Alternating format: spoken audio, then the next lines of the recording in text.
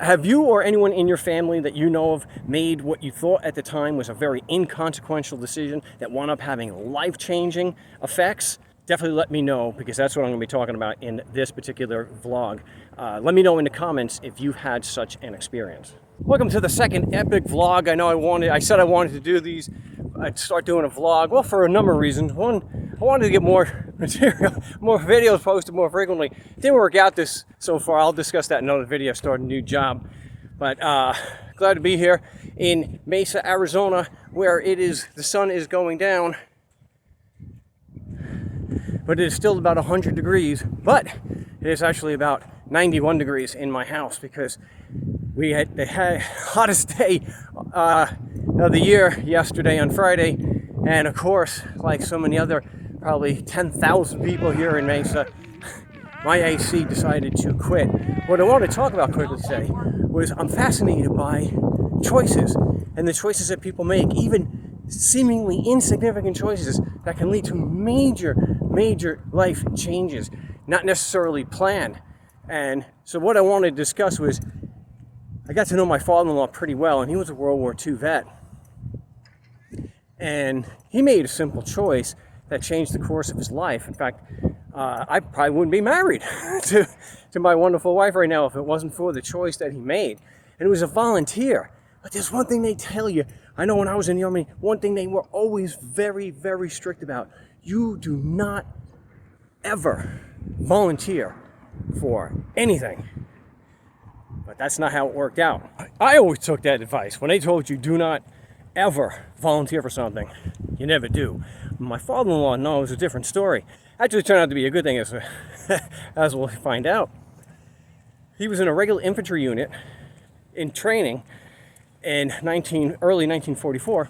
And someone from the Army Air Corps was looking for volunteers, because the Army Air Corps was fairly new at the time. And he was asking for volunteers, and my father-in-law threw his hand up. It's got to be better than infantry, right? So he got picked.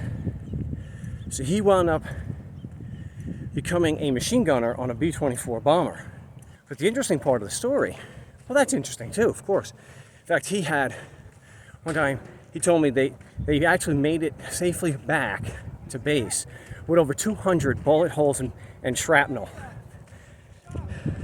So that was quite something. So I was always amazed that he actually got back into the plane. Like, I had to.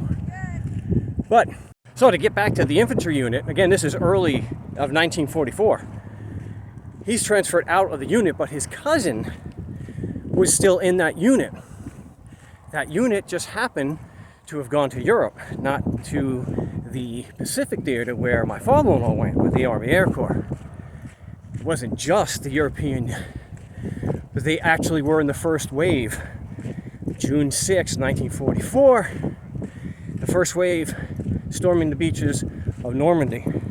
And that is quite, I mean, his cousin made it, and he made it back, but like a lot of guys, like me, Zio,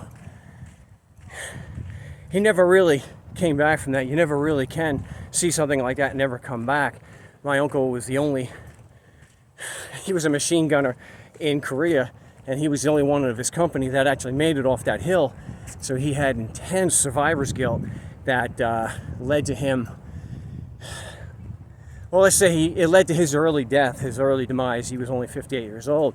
But my father-in-law if he had not volunteered for the Army Air Corps, there's a really good chance that when he went to that he would have went to Normandy. Now, he would have gone, absolutely. There's a 100% chance that he absolutely would have been storming the beaches of Normandy.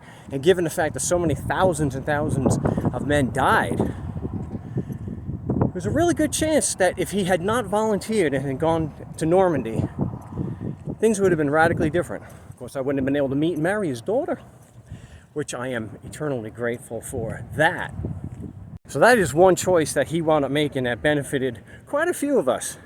So it's that kind of thing. So if you've got something like that where you or someone in your family made a seemingly, at the time, small decision, but then wound up radically changing the outcome of their life and the lives of many other people, then let me know in the comments below. And I'm going to do my best to get these do at least 2 a week. So I got a big one coming up, so definitely make sure if you're not already subbed, get subbed so you don't miss that. And as always, thanks for watching.